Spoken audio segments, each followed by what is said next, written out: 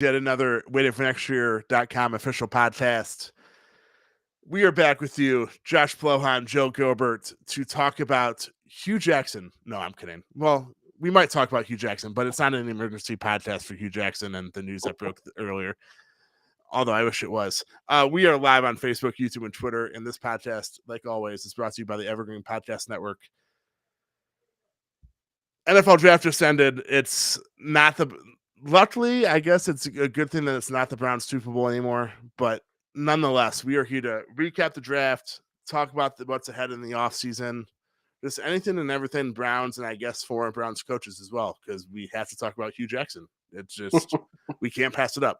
So, Joe, I know I can't stress it enough how important Joe was for us this weekend. He covered every single draft pick for us. I think it was nine altogether.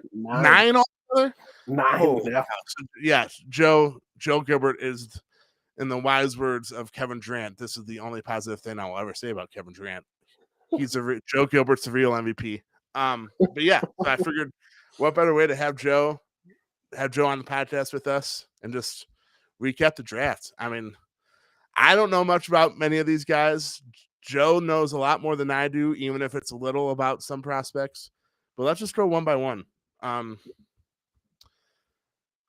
I know the Browns obviously didn't have a first-round pick. They don't have a first-round pick this year, next year, the year after for the trade for the Deshaun Watson.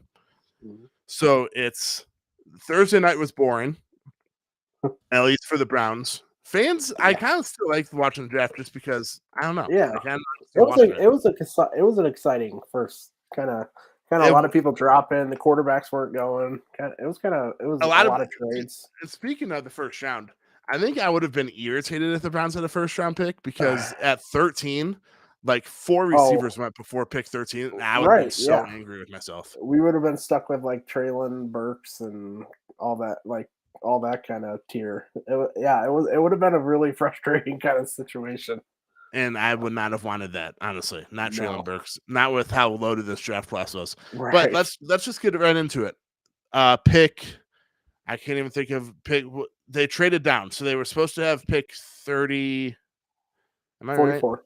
They were supposed 44. Pick 44, and then they traded down, which in the end, I mean, that was one heck of a trade down for Andrew Berry. He got 3 picks for 1, and it ended up being 3 solid picks. So at pick 40 or pick 44, let's just talk. I can't even think of Alex, right?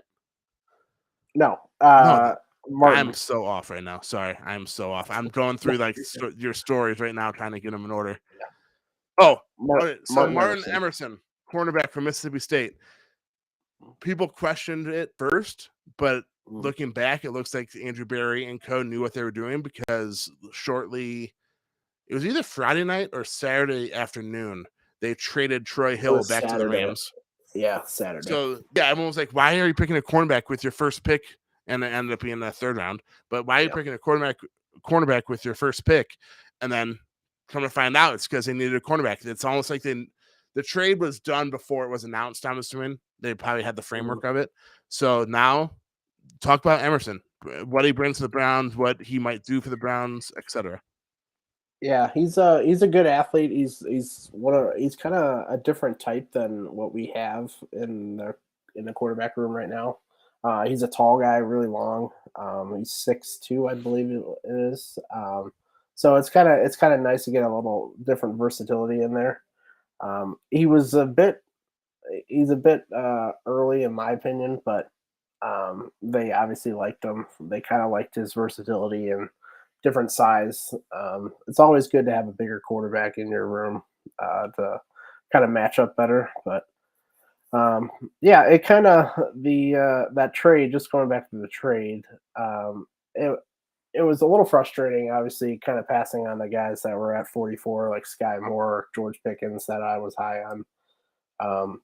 But in the end, it kind of as the kind of days went on, it kind of made more sense. Like looking at what the 3 guys they got out of those picks, and then just seeing that Troy Hill trade, it kind of made it a little bit more to understanding. I still would have probably kept it and kind of picked one of those receivers to get an immediate impact, but I understand that the value was just probably too high for him. Getting that many guys on there, getting that many picks for 44 was probably too much to pass up. But yeah, overall, I liked it. It was almost like a reminder that you shouldn't judge a pick immediately when it happens. Because I Right. know, I mean, I do it. I think as fans, especially Browns fans, we love to do it. Like, judge them boom or bust Instant immediately. fast. Yeah. Yeah. And when little did we know, like, they Yeah. knew that this trade was coming. Let's be honest, it didn't get announced until Saturday, but they knew the trade was coming Friday night. So it's almost, and even now, I mean, it's so hard. I guess it's easy to judge a draft pick immediately, but really, Mhm. like, you have to give it like at least 2-3 years to see if they pan Right. out. I don't know, but then that takes away like so many people's jobs, let alone us blogging, if we just don't judge a draft pick immediately. Right. Yeah. I don't like giving out grades. So I think they're kind of stupid, but it's not evaluating the player, more like just where they're taken is what I kind of do. Um, I understand the player and all that, but like just who was on the board, who would you rather have, and seeing if that guy probably could have made it to the other, like another pick. So that's how I kind of evaluate picks there. Yeah, Um, and oh, sorry, I thought you were done. Continue. no, yeah. It's just that's why I 40. That was probably the first pick. Martin was probably my least favorite one. I don't hate it, but I understand it. But I just would have gone in a couple different options, but I understand it. Yeah, and I mean, I know you said you don't really like grades. I don't mind grades. I get it from like a writing perspective just because it's something easy to write about. But the Mhm. thing that I can't stand in regards to any draft is freaking player comparisons. It is the Oh yeah, absolute worst. yeah.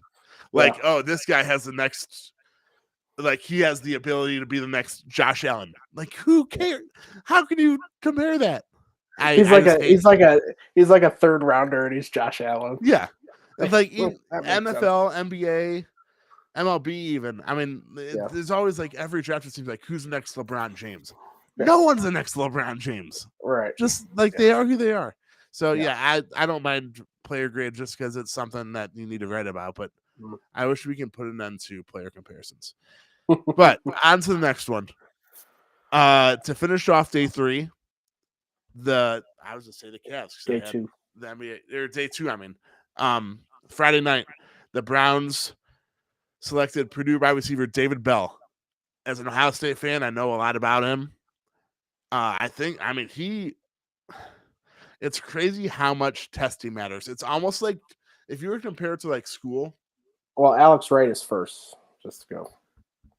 Did I Alex totally Wright mess it was up? he was the I pick. totally messed it up. All right, so let's. He was the second, I'm third rounder. I am a horrible host because I already crossed off Alex Wright. I'm in my mind because I said it earlier. I'm a Yeah. horrible host. We'll go back to Alex Wright, but Okay. David Bell. So 99 overall. Yeah, Alex Wright was 78. Duh. Um, it's almost like David Bell got A pluses throughout the quarter, like if it was the school, and then failed the final exam and finished with Yeah. a C. Because if you don't know, David Bell lit it up at Purdue, but then he had very, very, very, very, very bad testing at the combine. I think he ran like a 4.7. His Yeah. measurements weren't great. Like literally nothing was great at the combine, which is, I mean, maybe in hindsight, it's I obviously want a faster wide receiver, but in hindsight, maybe it's good that he tested poorly because it allowed the Browns to grab him at 99. If he would have tested better, he absolutely would not have been available at Yeah. 99. He would have been one Oh, like a definitely. top 10 receiver, let alone the 16th receiver taken. So yeah, just tell us a little bit about David Bell. Yeah, I actually did this kind of comparison yesterday. He seems like the almost exact opposite of our last receiver that we took last year, Schwartz. He's kind of like the polar opposites. Like David Bell was highly productive at Purdue, as any Ohio State fan would know. 3 years of production, which is great, and it's just the athleticism. Schwartz, on the other hand, wasn't super productive at Auburn, but he had the just freakish speed. So that's how I kind of compare it a little bit. I love the pick Purdue for David Bell. I think he's a perfect guy for the slot. You don't really want him outside, maybe. Though he can do that, but it's probably just give him a little cushion, not having him kind of beat press coverage because he can do that with his route running, but in the NFL, it's going to be a little bit harder, a lot harder actually, to do that with just kind of average athleticism. So just get him in space, and then he's very tough after the catch. He does have solid speed overall. It's not like breakaway or anything like that, but he can make people miss. And he's super strong for a guy his size. So I really liked it, and just you kind of just have to bank on that production. It's like you can't just throw that production away. 3 years high production in the Big Ten. It's hard to ignore, and he's got it, and it's going to be interesting to see how he plays because he's got everything else that you'd want in a receiver. He's got great hands, great ball skills.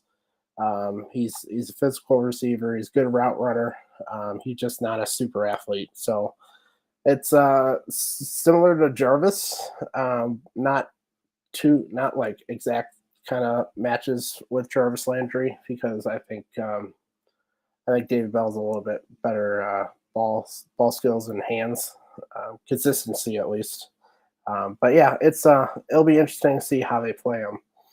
But I love the pick. Yeah, I love it too, and I'm glad you brought up Jarvis because I know a lot of people compared him to Jarvis off the bat just because they'll probably play similar roles. I think the ceiling for David Bell with the Browns is Jarvis Landry, or at least what Jarvis Landry brought. But I know former Waiting for Next Year guy now with the LBR, Jake Burns, said that you can't really compare the two just because their body types are different, the speeds are different, definitely different, just like stuff like that. But now I just lost my train of thought. I was going to say something else. Oh, David Bell, he had like a 4% drop rate at Purdue, which is one of the lowest. And I think it was either in his career or last season. So, I mean, he catches almost everything that comes to him. I mean, he might be slower, but if he can get open and literally catch anything within the vicinity, that is a huge thing, especially when you think that the Browns already have Amari Cooper and DJP, Donovan Peoples-Jones, and just, I mean, hopefully he makes contested catches too, which is highly ideal. Hopefully his contested catch rate and drop rate are two most glaring things that make up for that lack of speed. Yeah, and his route running I think can do that too because he got open because of that in college. He runs very good routes, so it'll be fun to see him kind of. I think he could be of the kind of the young guys here. He could be one of the more productive guys from year one. We'll see. But I think just the way he went in and at Purdue and just dominated from day one. I think he can at least produce a little bit in year one here. Yes, and before we move on, the draft or the selection of David Bell at 99. Does that do anything for? Well, it doesn't do anything for Amari Cooper and DP. Man, I cannot. I'm just gonna say Donovan Peoples-Jones. Does it do anything for Anthony Schwartz or any of those lower guys on the depth chart? Not really. He's kind of a unique guy. He doesn't really match any of the guys' other skills. Like Schwartz is that deep threat speed guy. Amari's the number one, and Donovan Peoples-Jones. He's a little bit closer to Donovan's skill set, but I still think I don't think it'll kind of affect him because we're out. Jarvis Landry's gone, so someone's got to pick up that spot. Not yet. Right? Well, yeah, sure, not yet, but I don't know. I just have a hard time seeing Jarvis being back. I could see maybe another receiver like a Will Fuller get a little bit more speed here, but I don't know if they'll go towards Jarvis. But we'll see. I think they'll get somebody. I do say that. Same, and I hope it's a speed guy like Will Fuller because I mean. You already have enough like possession guys. You need like a deep downfield threat. Even though Will Fuller, it seems like he's been hurt more than half the season every year he's been in the NFL. But I'll take 8 games of him, please. Yeah. So on to the next one, even though I skipped him because I said it first and I completely forgot about him next. Defensive end Alex Wright from UAB. Browns select him at 78. It was their second pick Friday night. Second pick of the night. Tell me what I mean. Defensive end. We all know that the Browns need defensive ends. It's a very lackluster room besides Myles Garrett. Obviously, Myles Garrett brings a lot, but besides Myles, they have nothing right now. Although it seems like Jadeveon Clowney will be back. I mean, I'm still in the belief that they have like a deal with them, but they didn't want to announce it prior to the draft. I agree with that. Yeah. So even with or without Clowney, what does Alex Wright bring to the table? Yeah, he's kind of a work in progress, but his just like kind of the traits that he has, it could be quite a find in the third round. I know a lot of guys at the OBR love the pick, and they showcased him, and he's a big guy. He's got the length that you would love to have. He's a strong guy. I'm going to interrupt you quick, by the way, and say, yes, he is a big guy, because I had a wedding this weekend, and I was at the Hilton downtown, and it just so happened that Alex Wright, I'm assuming probably all the draft picks stayed at the Hilton. They were.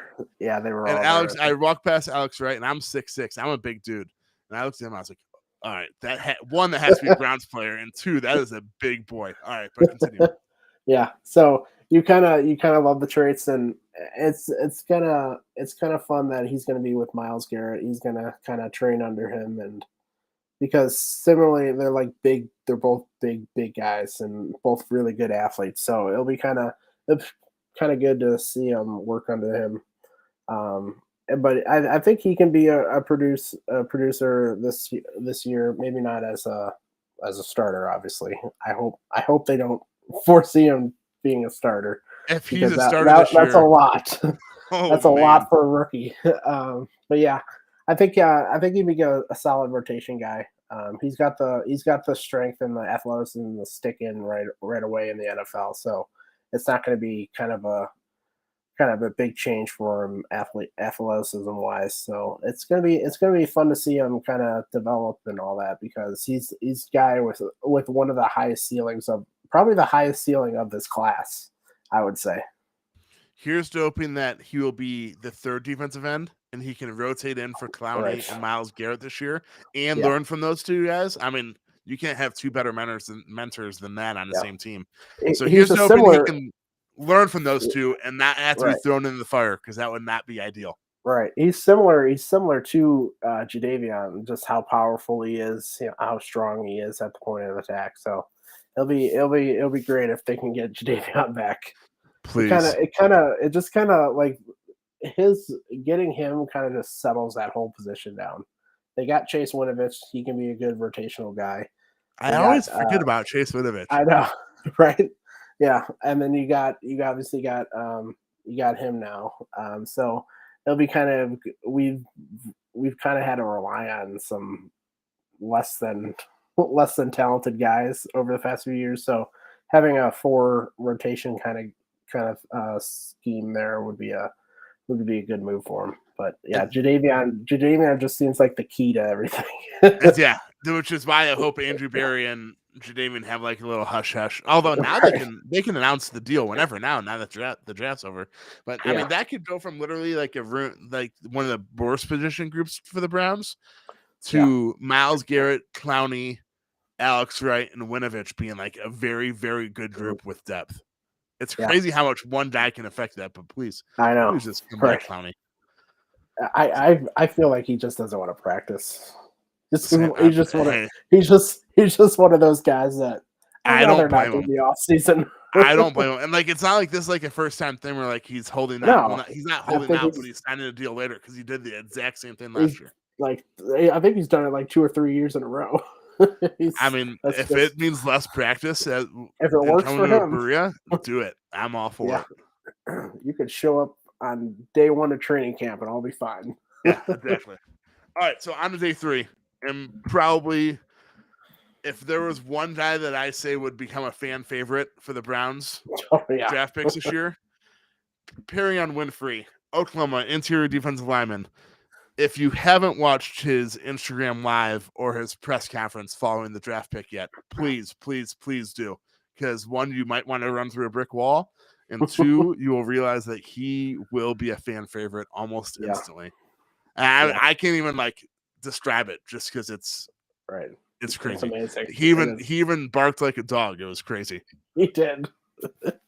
Yeah, he's even before I heard the interview, he was my favorite pick. I had him in the top 50. That's how high I had him. I know, and right? by the way, Joe's not the only one because I think I'm thinking of David Bell, but yeah, quite a few people had him at least in the top at least 60. around it. Yeah. He was my third rated interior defensive lineman. It was a great value on start of day 3. I just love his skill set. He's a penetrating guy. He's gonna make plays in the backfield. He was out of position for most of the time in Oklahoma, so once you put him in the right position as a 3 technique, it's gonna be fun to see him. I really have a high opinion of him. I think he can produce right away. I think he'll be in the rotation right away, and there's really no set starter right now, and I think he can make his way up there pretty quickly. Yeah, I mean, looking at I those love videos, the pick. yeah, seeing the highlights, seeing what you said about him, and like what Dane Brudler and all those guys said about him. What a steal! I mean, I don't. Yeah. I hate saying that it was a steal just because what we talked about earlier. But if like so many people have him ranked much higher than where he got drafted, you can't not say that it's a steal. So I'm all for it. I'm all for Perry. He was in the running for 44. Like, so, yeah, it's that too. Right, Everyone's like, yeah, if the Browns would have selected him at 44, it would have been it would have been a little bit of a jump. Yeah. And then they freaking select him at like 108. Like, holy cow. Right. It was one of the best steals of the draft, I thought. Yeah. Yes, I completely agree. So that is so far the Browns traded 44 and they got Martin Emerson, who we already discussed, Perrion Winfrey, and one of the picks that we'll talk about later in a little bit. Oh, you got all 3 of them? You got all 3? I thought they already had the pick 99. Oh, no, yeah, that's right. You're right. I was going to say, shoot, they got all 3 of those for one dude. All right, so on to the next one. Probably the most questionable pick of the draft, even though I don't really question it just because. No, I don't either. Please, just give me a freaking reliable kicker for the first time since Phil Dawson. 4th round, second pick of the day 3 on Saturday afternoon. The Browns selected by far the best kicker in the draft, at least according to the rankings. LSU kicker Cade York in the 4th round, which, by the way, if you think about the fact that the Browns traded a 5th round pick for Amari Cooper, and Cade York was one of 3 kickers to go in the 4th round. Andrew Berry is a freaking magician. But tell me why Cade York, 1, was a solid pick in the 4th round, and 2, why he was the best kicker in the draft. Yeah. So I obviously I don't know how to evaluate kickers. I don't think anyone really does. Do they make kicks or do they not? That's how I evaluate them. But the guys I trust, like Daniel Jeremiah, he actually said during the draft that he was the first kicker he had in the top 150 in the last 10 years. So just kind of talent wise, that's what you're looking at. And then kind of one of the guys I love listening to is Pat McAfee. He's a former punter and all that. He loved the pick too. He loved the talent of York. So just kind of guys that are knowledgeable on the situation. They're very high on York. Most people, I forget who it was, but they said he was higher rated than McPherson last year. So just kind of give you what the baseline of what his talent level is, and it's just the Browns have always targeted young guys that have produced early, and he fits that bill perfectly. He came in as a freshman, 18 years old. Started right away, day 1, and he kicked 3 years there, and he produced some huge game-winning kicks. His leg is extremely strong. I think it's 15 kicks over 50 yards. I forget the exact number. Yes, but yeah, I think it's 15 as well. Yeah, it's he's got the talent, and in Cleveland, obviously it's a different ball game with the wind and all that, but getting a guy with a strong leg obviously helps. And then there's a lot of questions on kickoffs. He didn't do that in LSU, but I forget. There was an article that came out that during practice he would just kick it out of the state, into the stands. No, I like out of the stadium better. Right, that would have been even impressive. But yeah, he kicked it in the stands, and just in college they have different touchback rules. You can do it inside the 20, so I can understand why they maybe didn't want him that strong. But just they were trying to save some footballs, Joe. All of his kicks are going outside the stadium. Right. But if you look at going Justin Tucker, he kicks it out of the end zone almost every time for Baltimore. So all right, Joe Gilbert compares Cade York to Cade Justin York Tucker. is Justin Tucker. Yes, you heard it here first. Please, just give me 80% of Justin Tucker, and that is a solid draft pick. That is, yeah, right. That's a Pro Bowler. Imagine having a kicker that you could literally, you can be inside. That would take so much pressure off the OC and even the offense, too. Mm-hmm. Hey, you're inside, the 30-yard line for a 47-yard kick. You are, no matter what, getting 3 points from here. Just don't do anything stupid. Right. And how much frustration do we have of Kevin Billions of times. Right. Billions. But Kevin Stefanski having to go for fourth down, in that middle tier, because he didn't have any trust in Chase McLaughlin or whoever the kicker was over the past few years. Yeah.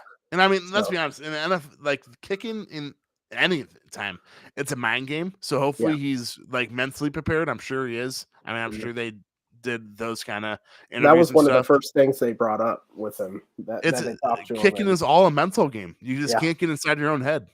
And then obviously, the hash marks and the goalposts are different in the NFL compared to college football.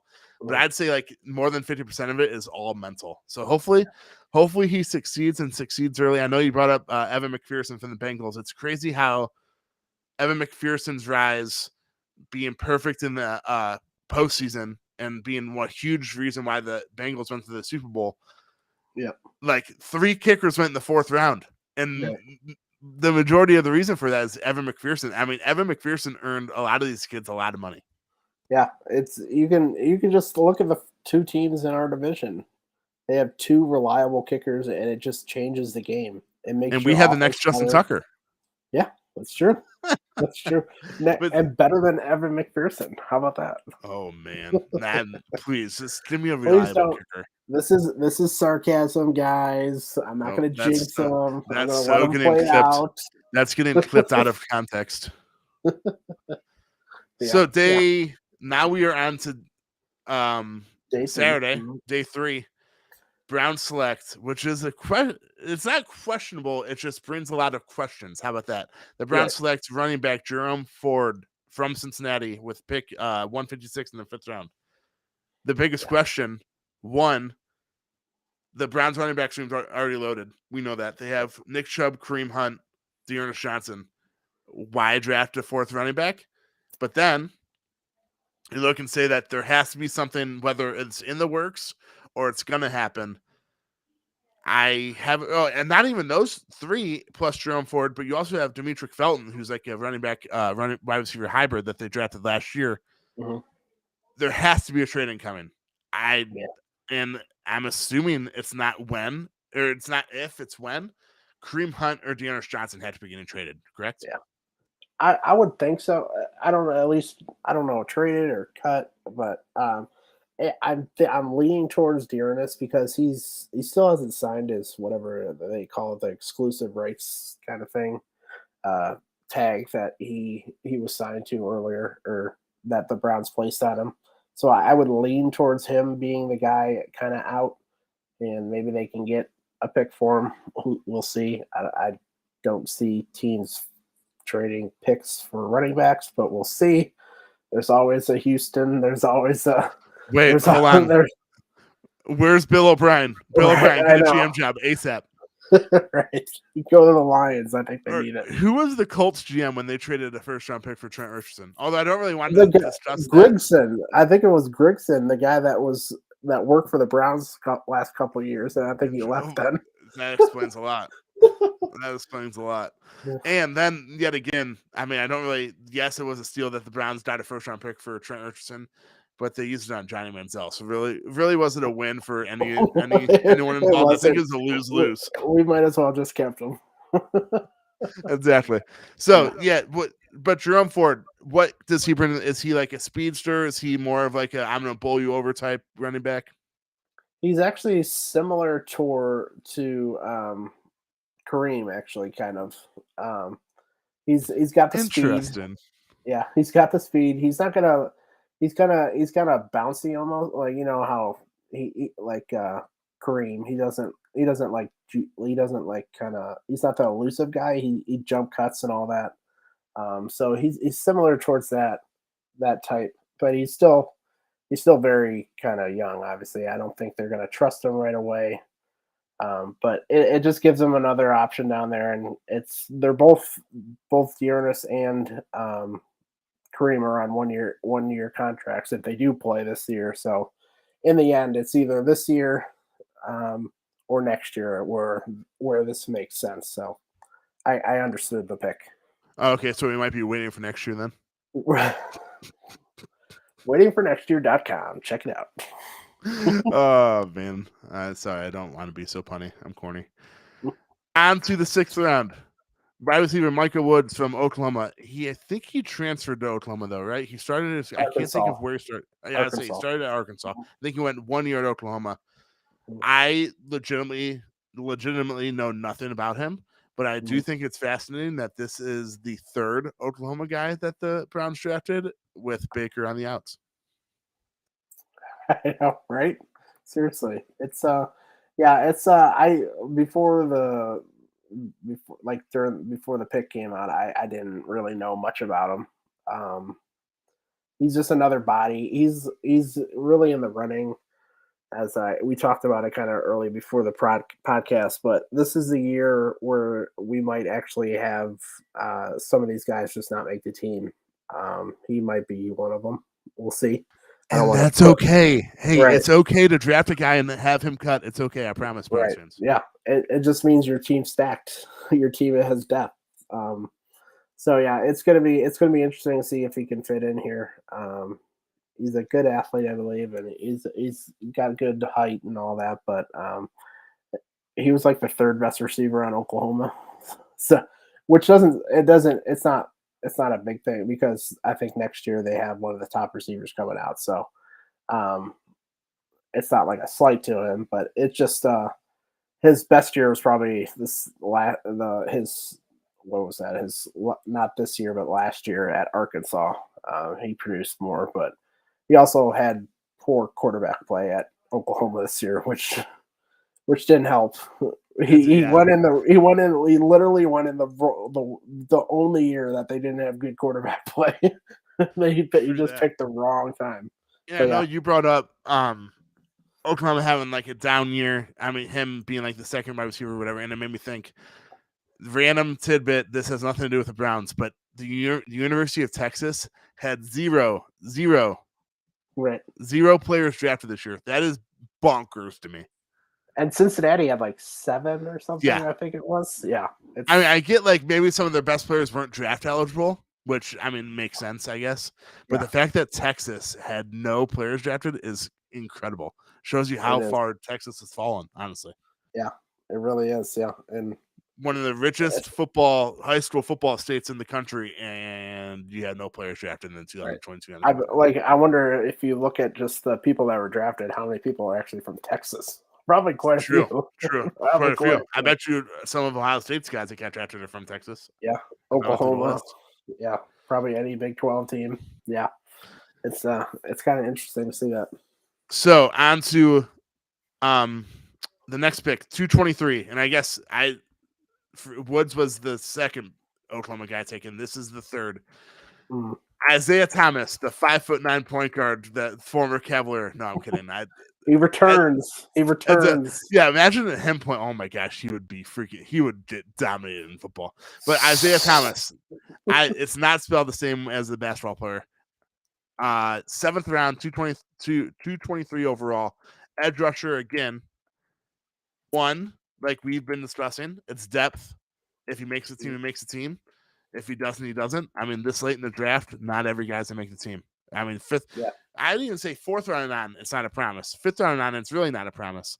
But Right. tell us what Isaiah Thomas brings to the table for us. Yeah, I actually like this pick. He was highly productive at Oklahoma. He had back-to-back years of at least 8 sacks. He's one of their best pass rushers. I actually think he'll stick on this team. Obviously, given the need at edge rusher, but I think talent-wise, I think he deserves it. A lot of people thought he would go earlier, so I thought it was a great pick. Position of need, doubling up at a position of need is always a smart move. Yeah, I like the pick, and I think he could work his way as a developmental guy, and maybe down the road, kind of be a contributor on this team. Now, assuming that the Browns do re-sign Clowney, will they keep 5 edge rushers, or would he make a practice squad? So it'll be interesting to see. So they usually take 9 defensive linemen. They switched each year. They've switched where the 5 comes from and where the 4 comes from, based on just the kind of the talent in the interior. I think they probably will keep 4 there and go towards 5 at the edge rusher. This is all depending on Jadeveon Clowney coming back, but yeah, I think that will probably be the way they go. But yeah, I can't really. They have Togiai, and then Perrion Winfrey, Elliott, and then Taven Bryan in the interior. And other than that, they have not a lot to talk about. So I can see them just going with 4, given. And some people might question if the group is so not small, but if there's not a lot of talent in the group, why only keep 4? And when you're going to keep 5 edge rushers when you have Myles Garrett. But the fact of the matter is, I mean, Joe just said it. They literally don't have a 5th guy that is worth keeping in the interior defensive line right now, unless they sign someone. I guess they can go out and sign someone. But right now, there's not a 5th guy worth keeping. Right. And the nice thing is, obviously, this is, again, with Jadeveon in mind. They have a lot of guys that are versatile that can play inside. Myles Garrett obviously can play inside. Jadeveon can play inside. The new guy, oh my God, I can't think of his name right now. Chase Winovich? Alex Wright. Oh, I thought you were talking about draft pick. Okay, sorry. Yeah, Alex Wright. He's big enough to play inside. So they have the guys that can actually play versatile roles for him. So that's why I kind of lean towards edge rusher being the group that actually has the more guys in it. Yeah, I mean, you can never have too much depth at edge. Right. Just give me like a guy that is not going to be the next Myles Garrett. We all know that's far from the truth, because Myles Garrett is the top 2 defensive end in the NFL. Yep. Him and TJ Watt. I'm not going to have the argument if who's better, but they're top 2. Myles Garrett. Yeah, I'll have the argument. I agree. It's not really an argument. That's why I was. Right. But I'm with that. The final pick for the Browns in the 2022 NFL Draft on Saturday. Center Dawson Deaton from Texas Tech, number 246 overall in the 7th round. Besides his name being cool, I legitimately know nothing about this guy. Right. Yeah. He's another kind of athletic interior guy. The kind of interesting part is they already have 2 centers, and like Nick Harris seems to be the one that's going to be starting. And then they got a veteran, Ethan Piocic, I believe it's pronounced. So it'll be interesting to see. Maybe they kind of work him as a swing offensive guard center kind of player, because he's very athletic, like that can maybe possibly do that. But he's also another one that could be cut. We'll see. Forgot to unmute myself, but that's okay. I know. I was like, oh, 7th round pick. I hit M, but M took me to the URL, so now I have MLB.com typed in the URL. But yeah, it's a 7th round pick. Right. I can, if you went back and looked, I bet you more than 50% of 7th round picks get cut, or at least to the practice squad. Right. Yeah, they get moved to the practice I don't know the research, but I mean, like it's okay. Browns fans, I promise you, it's okay if not all the draft picks are on the team. Yeah. And it's just kind of, we're in a position that next few years, the draft is not going to be the way to get like top tier talent that's going to come in right away. It's going to be used as depth because with all the high price guys on the team like Deshaun and Myles Garrett, Denzel Ward, all those guys, they can't afford to have like kind of pay the lower ends of the depth chart. So it's gonna be these draft picks. So I would say that said though too, is that you also need some of these draft picks to turn into something because you're right. On the rookie contracts, you need rookies. Well, not you rookies, need them to but produce, you need rookie contracts that are going to produce because of you're paying Deshaun Watson, you're paying Amari Cooper, Myles Garrett, Denzel Ward, et cetera, et cetera. Yeah, right. Yeah. You definitely you want to at least hit on some of them. That's why I think that you're going to see over the next few drafts, they're gonna take quite a few. There's 9 this year. They already have 8, I think, 8 draft picks next year. That's even without a first round pick. I just think each year they're gonna try to get as many kind of picks out of the bucket to just see if someone can kind of work their way out and be a productive guy for them. So just getting depth and kind of more chances at the bucket. Yes, absolutely. That's why, like, I don't mind them trading down when they did because they got 3 worthwhile picks for the price of 1. Right. That's another. It's I know I have to kind of change my thinking about it too. It's just going to be a different way of viewing the draft over the next few years. Not only is it going to be different just because the Browns are so talented in a lot of places on the field, but they don't have a first round pick, and 2, hopefully they'll be a playoff team for the next few years, at least the next few years.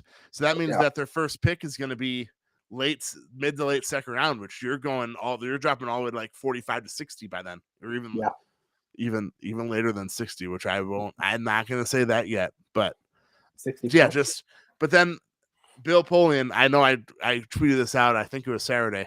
Bill Polian once said rounds 1 through 3 are the easy picks to make. Rounds 4 through 7 are the picks that make Super Bowl champions. Yeah, it's true. Because if you can get a productive guy 4 through 7, he's not only cheap, but that is like it's huge. Just because I don't know, it's huge in multiple ways. Just because the contracts and just because picks 4 through 7 or in the 7th or 4th round through 7th round, you just hope maybe 1 a year turns into like something. Maybe if you get 2, that's really good. 3 is bonkers. Right. Yeah. It's just the Patriots did that for so many years. Now I don't know what the hell they're doing draft wise. I was just gonna say but I love Sean McVay. I love that video of Sean McVay thinking, "Wow, we just wasted our time. We thought we can get him in the 3rd round." And it was the quarterback that the Patriots took in the 1st round. I laughed so hard at that. But people would say, "Oh, that's the Patriot way." You can't use that excuse anymore. Like, what are you doing, Bill? Over the past few years, they've not drafted well. You can just look at their receiving core. Exactly. Like they taken so many receivers and none of them have panned You could also say though that maybe Tom Brady covered up a lot of those holes too. True. Because he just made everyone better. Which hey, hopefully Deshaun Watson does too. That's you can actually lead into that. That's Deshaun Watson. I'm comparing Deshaun Watson to Tom Brady, and you're comparing freaking Cade York to Justin Tucker. That's what we're doing here, man. Elite talents we got on this team. But yeah, it's just a different style quarterback. We have an elite quarterback now that can actually kind of make players around him better rather than the talent around him making the quarterback better, which we've had to deal with in the past few years.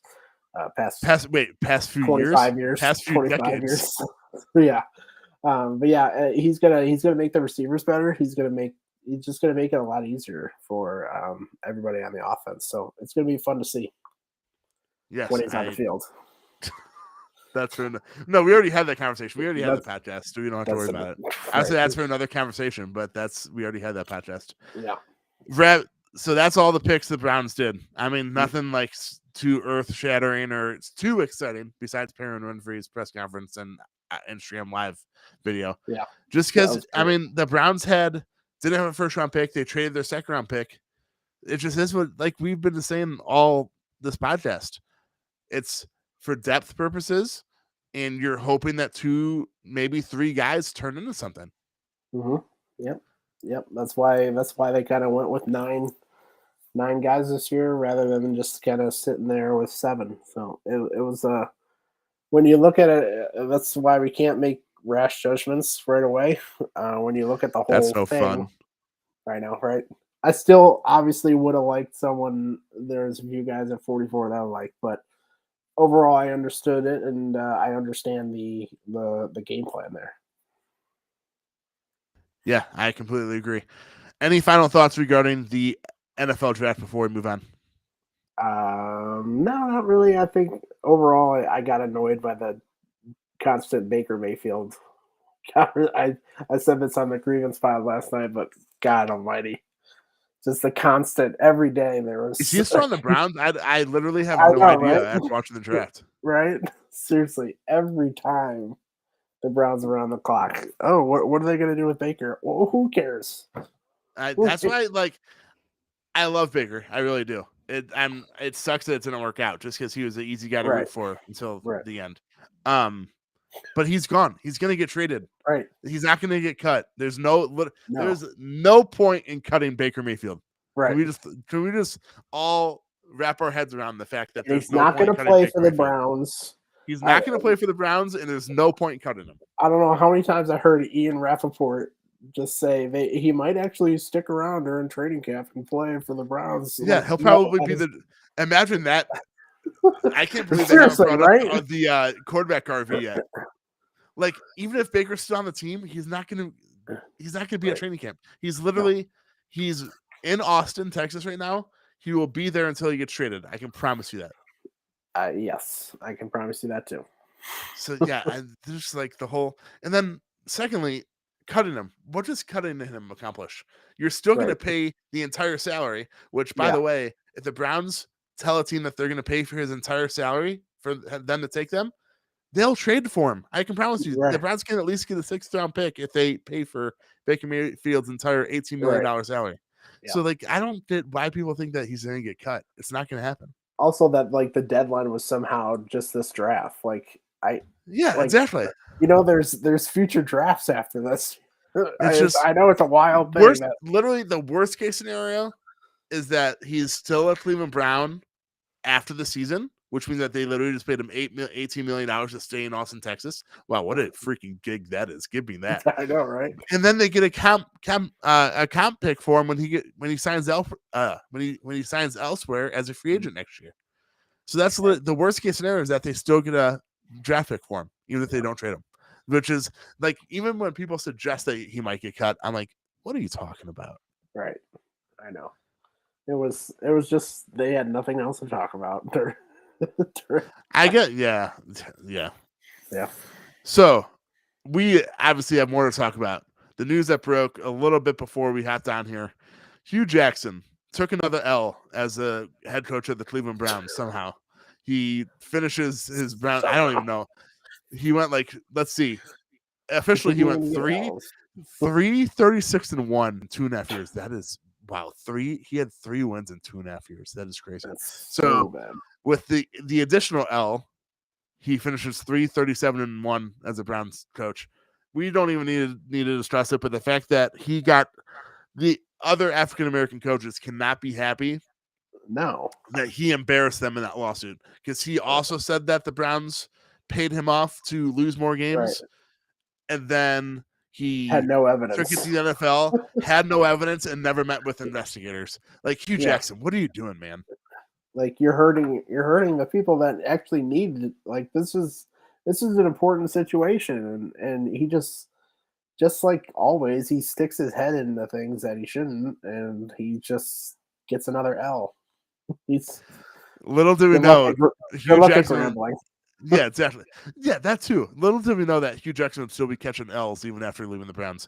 The fact that he's a head coach even at Grambling State, man, that's good luck. Good luck. I'm so glad he's not with the Browns anymore, and I'm so glad that that lawsuit that he filed that he had no evidence on and did not even meet with investigators because he knew that he had nothing is now nothing. Yeah, you know it's bad when the team was like, yes, please. Please investigate this. Please, yes. Let's see it. Let's see what we got here. Like Yeah, definitely. NFL teams don't invite investigations often. Well, Jimmy Haslam does, but that's for another time. True. We're not going back to 5. Oh man, we are not going back down that road. No. Undrafted free agents. You hope to find a diamond in the rough out of the thousands that there are. Although I did see a stat, which I can't stand these stats. It was something like there are more undrafted free agents in the Hall of Fame than there are first overall picks. I'm like, well, yeah. How many undrafted free agents are there every single year? And there's literally one first overall pick every year. That's like saying there's more 3-stars in the NFL than there are 5-star recruiting rankings. Well, yeah, there's only 20 to 25 5-star recruits every year. There's 1,000 3-stars. I just hate that. I laugh at that every time. I'm like, dude, like, what are we doing here? Like, obviously, there's like the one player is better because he's going first overall and he's not undrafted. But there's a far greater chance just because of how many undrafted guys there are. I'm not going to go through the full list just because, like we said, you hope to find one diamond in the rough. But the Browns are hoping to find one diamond in the rough for a guy that has not played a down of football since his freshman year of high school. He played 3 years of basketball at VCU, transferred to Texas Tech, and played 2 years. Marcus Santos Silva. Yeah, played they well are there too. Signing him as a tight end. He is a big boy, 6'7", 245. Yep. Please do not compare. Gates 2.0. Do not bring up Antonio Gates every time a basketball player signs with the NFL team. Please don't, because that's like I said. There are 1,000 basketball players that have done that. There's only one Antonio Gates, NFL Hall of Famer, former Kent State basketball legend that went on. He went on to have a Hall of Fame career with the San Diego Superchargers. But there's literally no film on him. I like the fact that he's 6'7", 245. The Browns need a third tight end just because they haven't released Alex Hooper yet or Austin Hooper yet, just because he costs a lot less than the dead cap after June 1st. But they need a third tight end. So you might as well just go take a chance on some guys. Right. There's a few guys actually on the undrafted kind of in that same, obviously not playing football since high school, but just kind of the freak athletes. There's a guy from Northern Iowa who, if anyone looks at RAS, the athletic testing grade that is. I was literally just going to bring him up, by the way. Right. Yeah. He's quite high on that rating, and he's an interesting guy. Obviously, Northern Iowa is not the biggest school in the world, so his competition was a bit lower. But he's there's just a few guys that those are the kind of things you kind of gamble on. You kind of gamble on the athleticism and hope you maybe have something. And Isaiah Weston, I'm on the page right now. Yeah, he led the FCS in yards per catch and had more receiving yards in 2021 than Christian Watson, who was he was like the 11th or 12th receiver off the board, I think. Something, yeah. Let's be honest. There's a reason why this guy went undrafted, but still, Weston is 6'4", 210, ran a 4.42, leaped 40-inch vertical. I wish I could do that. 135-inch broad jump and RAS score of 9.98. Yeah.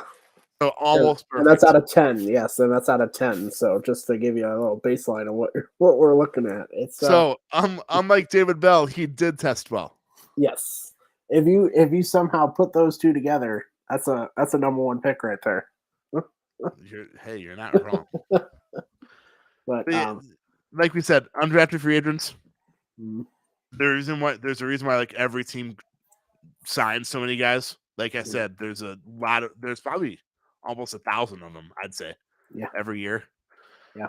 I mean, I'm just throwing down the list now. I think the Browns already sound like a name for fans. I know that he'll quickly become a preseason favorite of everybody is Silas Kelly of Coastal Carolina.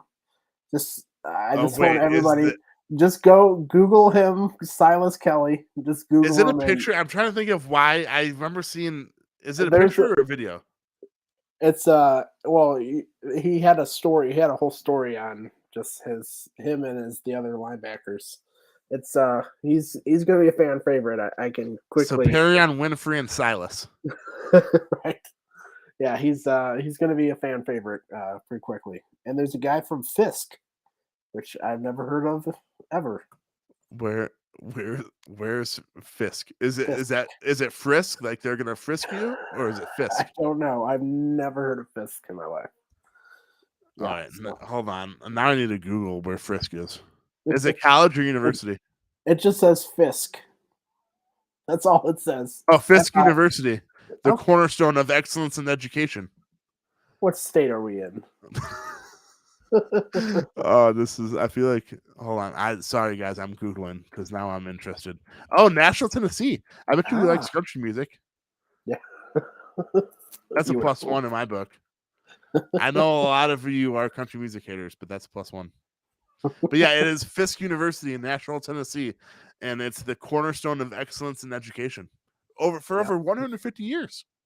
Ooh, I wonder who they. I wonder what they. It has to be Division 3, right? I would assume so. It has to be. I'm googling again. Oh, NAIA. Oh, so wow. they are technically D1, but they're NAIA. Yeah. Interesting. NAIA is more like kind of 2 and 3-ish between that. Joe Gilbert. Level. Joe Gilbert, who is Joe Gilbert, the podcaster's dad, said Dustin Crump did the Browns he went to the Chiefs. Chiefs? The Chiefs, yeah. So for those of you unfamiliar, Northeast Ohio's own Dustin Crump, he started at Midview, went to starred there. I think he went somewhere else, and then he went to Kent. I think he transferred. I think he went straight to Kent. But did he? Yeah, either way, he not dominated at Kent, but he played really well at Kent, at least for the last year. He made Kent good. Yeah, exactly. So there, Dustin Crump, the next Patrick Mahomes. There you go. Yes. They're grooming him down there. Oh man. All right, but we talked anything to look forward to in the near future in the offseason besides Jadeveon Clowney signing, which I think will happen sooner rather than later. Hopefully. Fingers crossed, knock on wood. Right. I know. Yeah, I think it just kind of watching for filling out this roster. There's a few spots, maybe getting a receiver, maybe a third tight end, maybe obviously a edge rusher.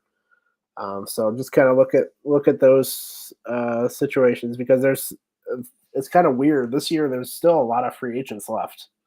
Like the edge rusher, there's a lot of veterans. Just not even Jadeveon Clowney.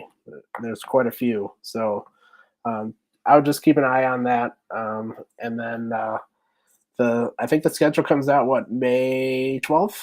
Something, a couple weeks. That is, yes, it's May 12th. Someone asked me when the NBA draft lottery was, and I was like, all right, it's either May 12th or May 14th, but I can't think of why the other date was in my head. Yes, May 12th NFL schedule, so it's Tuesday.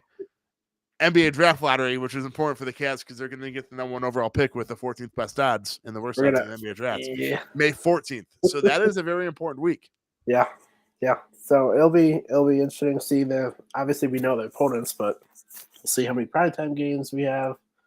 And just the other thing kind of you don't want to look forward to is just seeing if Deshaun Watson gets his any resolution of whatever his situation is. It's probably not going to happen. That's only 10 days from now. Yeah. It's just, and then maybe whatever the NFL wants to do with him. So it'll be interesting to see just what's going on there. Yeah, just stuff to take a look at. And we're almost, 2 months away? May, June, they start, July, I think, usually? Yes. Yeah, so 2 months away. Which is wild. Yeah, because it's weird. It's wild too, because it's summer and then it's a Hall of Fame game, and you're like, "Holy cow! It's almost football season already." I know, right?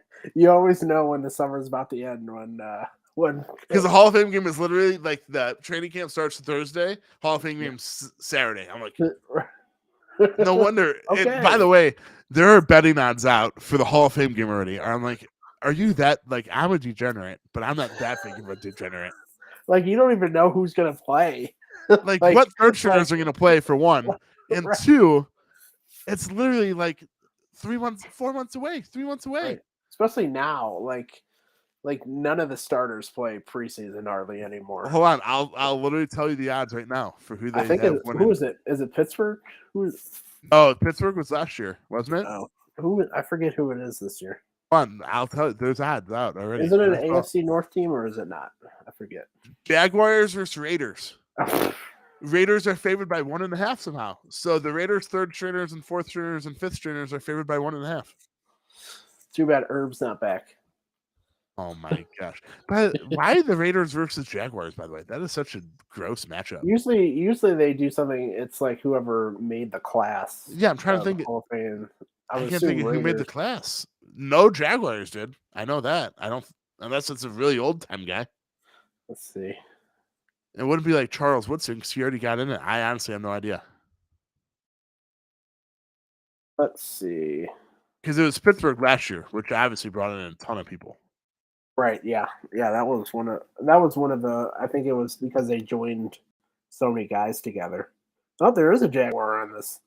Really? Oh. Tony Vaselli. He's I apologize for lying. Yeah. I just like that brings me no excitement. At least like with the Steelers, you like have like old time football. Jaguars Raiders, a team that moved from their city of Oakland, and the Jaguars, who are like fighting for the number 1 pick, seems like every year they're like the new Browns. Yeah. And then Cliff Branch and Richard Seymour also played for the Raiders. Oh, yes, you're right. Yeah, I guess that makes sense. Just Cliff Branch. I'm not. That's such a boring matchup. With him. I really want to ask people if, like, I just can't believe that there's already a Hall of Fame game spread. Who's the favorite right now? Oh, my bad. Las Vegas -1.5. See, I would actually go with the Jaguars. I would go with the Jaguars maybe because I feel like their players are so bad that they might play the starters. Right, that's what I'm saying. Like we actually might see Trevor Lawrence out on the field. Jaguars first teamers are that is true though. It's crazy to me. And they have an over under of 33.5. How do you know when it's literally going to be 90% of guys that might not even make the team? Yeah, I don't know. 33.5. That's a little low, I would say. That must be history. It must be over. It must always be the Hall of Fame game is low scoring. But yeah, we are always hashtag take the over at this podcast. Yeah. I feel like because no one plays and the offenses can't do anything, so that's why. Man, how did we even get into the discussion of the Hall of Fame game, by the way? Oh, because we were talking about training the offseason. Yes.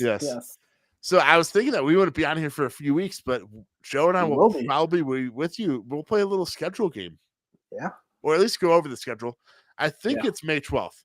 I think it's the NFL schedule's May 12th. NBA draft lotteries the 17th. I said May 12th and May 14th earlier. I think it's the 12th and the 17th. Thursday, Tuesday, maybe? Would that line up correctly? Yeah, schedule release is Thursday, May 12th. All right, so the draft lottery is Tuesday, May 17th.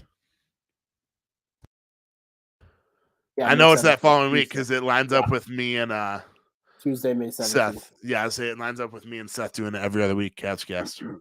So yeah, Joe and I will be at Tuesday. It will probably get released soon. They'll probably do like a freaking 3-hour-long show to release damn schedules because it's the NFL. And we will too here at Waiting for Next Year. But I don't know what time. If it's a 7:00, hold on. Now we have to NFL schedule release. I think it's 8. I think it said, 8 o'clock is what the show is, but it usually gets leaked out. True. So if the whole schedule gets leaked out, we will be on with you May 12th. So I would go. We'll just look for us around 7 and 8.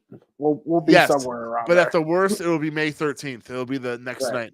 We'll get on here, talk Browns, talk how they signed Jadeveon Clowney, knock on wood. Yes. Talk how they signed Will Fuller, knock on wood. And then we'll talk NFL. We'll play the NFL schedule game and talk about how the Browns are going to go 17-0 in the regular season. Yeah, Super Bowl. Super Browns. Super Browns. Shout out to Ken Carmen. Always. He's my favorite sports guy. One of my Yes. favorite. My bad. Kenny Rhoda. Yes. If Kenny Rhoda is listening, Kenny's my favorite Wow. too. Cheating Wow, on totally Kenny just Rhoda. threw Kenny Rhoda under the bus. I'm sorry. But yeah, so any You're final never going thoughts? on his show again. No, I'll be on his show. Ohio State football season. Any final thoughts though? No, it was a interesting draft, kind of boring, obviously early on, but overall, they made good selections, and yeah, I kind of like that they got some steals later on, and they addressed their needs, which is good to see. Always good. Depth and address their needs. Can't ask for much more than that when you don't have a first round pick and you traded your second round pick for 3 picks that I really like, honestly. Trading 44 kind of stunk just because you were literally getting an even later pick than you already had your first one. But I like the 3 players they got for pick 44. So I'm all for it looking back. Hopefully that turned out to be a reality. Yep. I don't really have much final thoughts. I'm glad. Like I said, Joe Gilbert is the real MVP at Waiting for Next Year. He covered the entire draft all weekend. I told him I'd be around to help, and I was zero help. So there we go. But for those someone had to go to the wedding. Damn people getting married. What the hell? I think I had a wedding last year during the draft, or it was actually after. But yeah. And now that you think, I think you did because I covered some of the draft picks. Yeah. Not looking back. But for those of you that joined us live, we appreciate it. Joe Gilbert, the dad, was the only one that commented. But please always comment, ask questions. We'll feature you, I promise, unless it's Dave Sterling asking weird questions that sometimes take.